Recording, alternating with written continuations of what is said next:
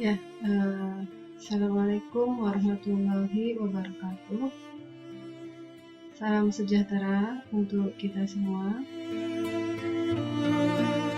Bismillahirrahmanirrahim. Allahumma shalli ala sayyidina Muhammad wa ala ali sayyidina Muhammad. Walhamdulillahirrahmanirrahim.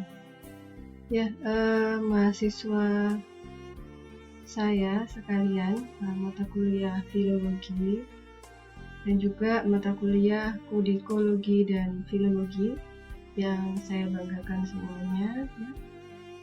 Alhamdulillahirrabbilalamin. Pada kesempatan kali ini kita bertemu lagi dalam perkuliahan ini ya, di minggu ketiga.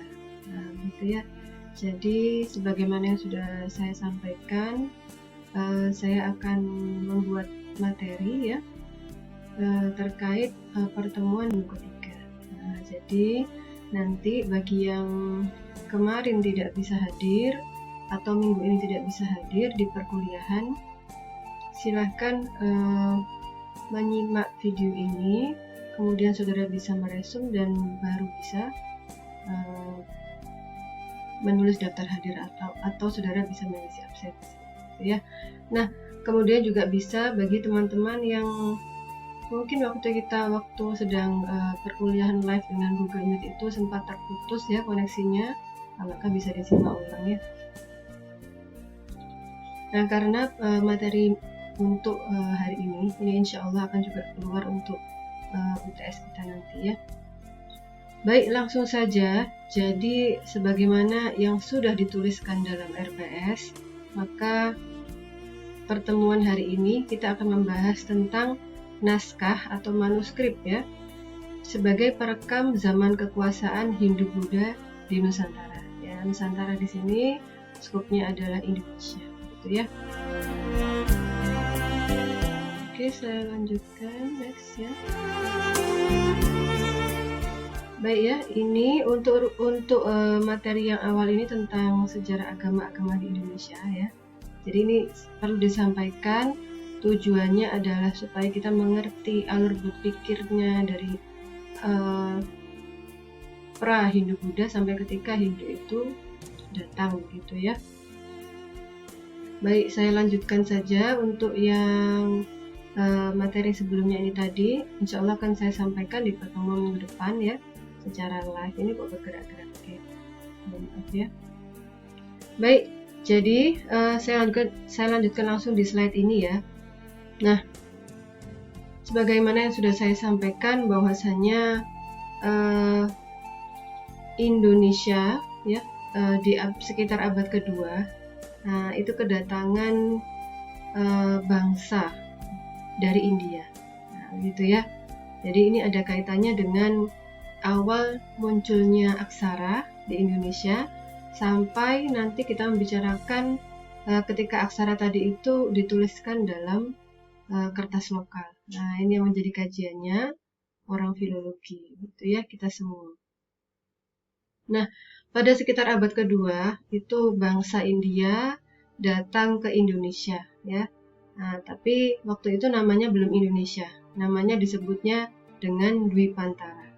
Nah, jadi bangsa India tadi datang ke Indonesia, tapi kita tidak disebut dengan Indonesia, tapi Dwipantara, ya. Bahwa nama Indonesia itu mulai dikenal atau mulai digunakan itu sekitar tahun 1200-an. Nah, di situ partai politik sudah ada beberapa yang menggunakan nama Indonesia ya. Jadi nama Indonesia berasal dari bahasa Latin yang dari dua kata, yaitu Indos dan Essos ya. Jadi Indos itu Hindia, sedangkan Essos itu pulau ya. Jadi maksudnya adalah apa? Maksudnya adalah tempat kita ini, negara kita ini berada di antara atau di sekitar Samudra Hindia, gitu ya. Nah, kemudian ketika masa Belanda ya, Belanda datang, itu kita disebutnya dengan nama Hindia Belanda. Nah, jadi lagi-lagi Hindia itu tidak bisa lepas dari nama Indonesia itu sendiri. Kemudian Belanda karena terkait dengan mereka, gitu ya. Kemudian juga disebut juga sebagai Nederland Indie. Nah, ini pengetahuan pengantar saja ya.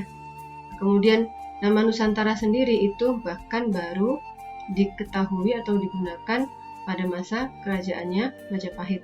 Nah ya, jadi Nusa itu pulau, Antara itu antara ya, yang berada di antara Samudra India ya. Nah, jadi sebetulnya bangsa India, kembali ke awal tadi, itu menyebut nama kita ini dengan Dwipantara. Nah, kemudian dia juga selain datang ya membawa corak agama Hindu yang dari India, nah kemudian juga membawa aksara ya, aksara. Silakan dibedakan antara aksara dengan bahasa, itu satu perkara yang berbeda. Aksara itu tulisan ya. Nah, misalnya begini, saya sedang menulis di kertas ya. Nah, sebuah kertas saya menulis, maka tulisan saya itu yang umum, yang lazim adalah tulisan Latin. Nah, maka itu disebut aksara. Tetapi bahasanya adalah bahasa Indonesia. Nah, seperti itu ya. Jadi pada waktu itu bangsa India tadi sekaligus membawa aksara dari India. Jadi ada pengaruh dari aksara India ya. Aksaranya itu Pallava. Ya, ada kaitannya dengan aksara Pallava yang ada di India gitu ya. Dan kemudian bahasanya bahasa Sanskerta. Nah, beralih pada abad berikutnya, yaitu abad keempat ya, sekitar abad keempat, ada literatur yang menyebutkan abad kelima juga ya. Jadi di situ mulai berdiri kerajaan Hindu pertama di Indonesia ya, di sekitar kawasan Kalimantan Timur ya, yaitu adalah kerajaan Kutai. Nah, coraknya masih sama, coraknya adalah agama Hindu. Nah, seperti itu. Nah, kemudian bukti bahwa kerajaan Kutai ini pernah berdiri juga itu ditandai dengan ditemukannya prasasti tertua di Indonesia. Nah, kalau teman-teman ini mesti ingat juga, namanya adalah Prasasti Yupa. Prasasti Yupa itu menulis atau mencatat nama-nama raja-raja yang pernah memimpin di Kutai itu sendiri ya. Nah, dari prasasti itu juga maka kita di sini mengetahui bahwa masyarakat kita itu sudah mengenal aksara, gitu ya. Sudah mengenal aksara dan sudah berbahasa seperti itu. Nah, aksara Yupa sendiri ditulis dengan aksara Pallava, bahasa Sanskerta. Jelas di sini masih sangat ada pengaruhnya dari bangsa India tadi, gitu ya. Termasuk coraknya juga corak agama Hindu ya. Pemimpinannya juga di bawah kepercayaan agama Hindu. Nah, kemudian jadi pada masa itu penulisan itu masih dalam media-media seperti batu-batu besar ya, nanti dikenal dengan prasasti, batu-batu yang kecil-kecil, kemudian juga tugu ya, kemudian dinding-dinding yang juga dari batu yang seperti itu. Artinya kita sudah mengenal aksara, tetapi tidak dituliskan dalam kertas lokal. Nah, karena ini periodenya nanti baru itu nanti jadi kajiannya filologi gitu ya. Nah, saya lanjutkan. Pada periode berikutnya itu mulai berdiri kerajaan di sekitar Jawa Barat. Nah, Jawa Barat ya. Jadi kerajaannya adalah Tarumanegara, yaitu abad kelima. Itu ya. Wilayah kekuasaannya sekitar Cirebon juga ya. Jakarta juga masuk sekitar Jawa Barat. Nah, kemudian itu juga masih bercorak agama Hindu. Nah, pada sekitar abad ke-6 Masehi mulai berdiri kerajaan Sriwijaya ya, yang berlokasi di Palembang ya. Kemarin teman-teman saya tanya di mana kawasannya, di Palembang. Kenapa? Karena di situ ada sepak bola ya, jadi saudara selalu ingat, boleh lah. Nah, Sriwijaya ini kawasan daerah kekuasaannya besar, termasuk sampai Semenanjung Melayu, sampai Filipina ya. Nah, itu juga masih kekuasaannya Sriwijaya semua. Bahkan beberapa literatur menyebutkan pemerintahan atau masa kekuasaan Sriwijaya itu selama 6 abad lamanya atau 600 tahun lamanya gitu ya. Nah, Di sekitar tahun atau di sekitar awal abad ke-7 ya 628 ya, itu ditemukan adanya prasasti peninggalan kerajaan Sriwijaya. Gitu ya. Ternyata aksaranya menggunakan aksara Pallawa. Nah, seperti itu ya, masih sama aksaranya seperti yang sebelumnya. Tetapi di sini bahasanya sudah mulai ada perubahan. Nah, jadi disinilah mulai ada namanya bahasa yang beradaptasi dengan masyarakat sekitar ya. Karena Palembang itu masuk dalam kawasan Melayu kita, Melayu Indonesia, maka di situ menggunakan bahasa Melayu kuno. Nah, gitu ya. Jadi dari situlah kemudian serentak juga ditemukan banyak-banyak prasasti di tempat-tempat yang lain yang sudah mulai menggunakan bahasa yang sudah beradaptasi dengan masyarakat sekitar, gitu ya.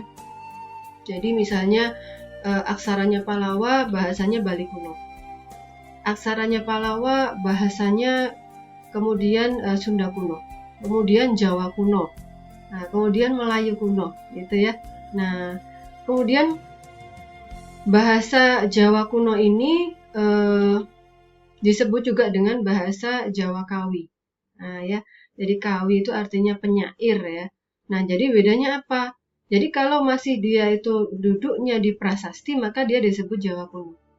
Adapun ketika sudah dituliskan dalam manuskrip ya, kertas lokal pada zamannya, maka dia disebut Jawa Kawi. Karena Kawi itu penyair, artinya maka itu berkaitan dengan karya dari pujangga yang menuliskan karya dalam manuskrip itu. Nah, maka di situ ya ada pertanyaan, apa bedanya Bu Jawa kuno dengan Jawa Kawi? Sama. Hanya saja ketika dia dituliskan dalam bentuk karya, maka disebutnya Jawa Kawi. Nah, seperti itu ya. Jadi mulai dari abad itulah bahasa-bahasa itu mulai ada peralihan ya dan beradaptasi dengan bahasa yang digunakan oleh masyarakat kita, gitu ya. Nah, kemudian pada kerajaan Sriwijaya ini juga ya, itu ada dua wangsa besar ya. Yang pertama adalah wangsa atau dinasti Shailendra, dan yang pertama adalah Shailendra dan yang kedua adalah Sanjaya, gitu ya. Nah, pada awalnya dua dinasti atau wangsa besar ini itu corak agamanya adalah agama Hindu. Nah, namun di kemudian hari ya, semakin berkembangnya zaman, bergantinya waktu, maka dinasti Shailendra ini berubah. Yang awalnya Sanjaya, yang awalnya seperti Sanjaya beragama Hindu, kemudian coraknya berubah menjadi agama Buddha, gitu ya. Nah, untuk perkara ini insya Allah akan disampaikan di Google Meet ya, pertemuan kita live di Google Meet membahas tentang sejarah-sejarah agama di Indonesia dengan konsep monoteisme, gitu ya. Oke, sampai di sini karena sudah hampir 15 menit ya. Nah, nanti insya Allah akan dilanjutkan di video berikutnya, gitu ya. Terima kasih. Wassalamualaikum warahmatullahi wabarakatuh.